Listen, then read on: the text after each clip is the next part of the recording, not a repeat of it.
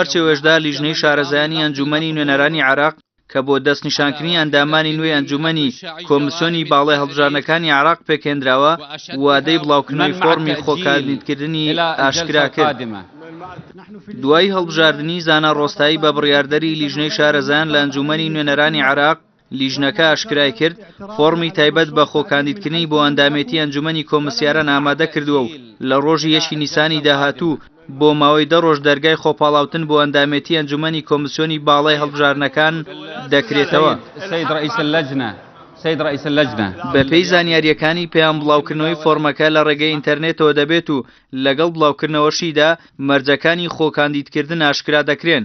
هەر هاوڵاتیەکی عێراقیشە و مەرجانەی تێدا بێت مافی خۆکاندیدکردنی بۆ ئەندامێتی لە ئەنجومەنی کۆمسیارانی کۆمیسیۆنی باڵای هەڵبژارنەکانی عێراق دەبێت.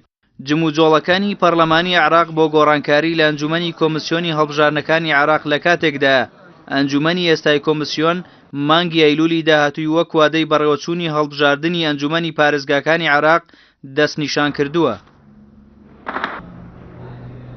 بەهۆی کۆتایی نەهاتنی شەڕی داعش و سەرقاڵبوونی حکومەت باوەدانکردنەوەی ناوچە کارەساتبارەکان کە بەهۆی شەڕی داعشەوە وێران بوون و دانیشتوانەکەی ئاوارە بوون پێناچێت بەڕێوەچوونی هەڵبژاردننی ئەنجومەنی پارێزگاکان لە ئەیلولی داهاتوو هەروە ئاسان بێت. بەڵام کۆمیسیۆن دەستی بە ئامادەکاریەکان کردووە و لەو چوارچێوەیەشدا لە ڕێی سیستەمی بایۆمەتری هەڵبژاردنەوە ناو و ڕێژەی دەنگدەرانی عێراقی تۆمار دەکات. بەپێی ئەو داتایانەی کۆمیسیۆنی هەڵبژاردنەکان خستوویەتە ڕوو 17,207,617 کەس لە هەڵبژاردننی ئەنجومەنی پارێزگاکانی عێراقدا مافی دەنگدانیان هەیە و ناویان لە لستی دەنگدەراندا تۆمار کراوە و لەو ڕێژەیەش تا ئێستا 7,740,280 کەس لە سیستەمی بایۆمەتری تایبەت بە دەنگدان تۆمار کراون.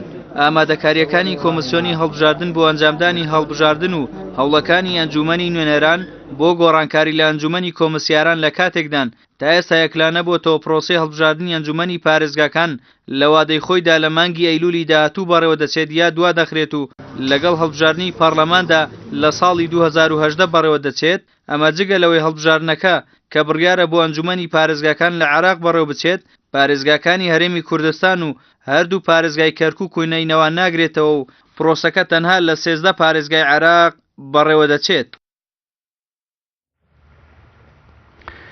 بەڕێزان بۆ زانیاری زیاتر لەبارەی هەوڵەکانی پەرلەمانی عێراق بۆ گۆڕین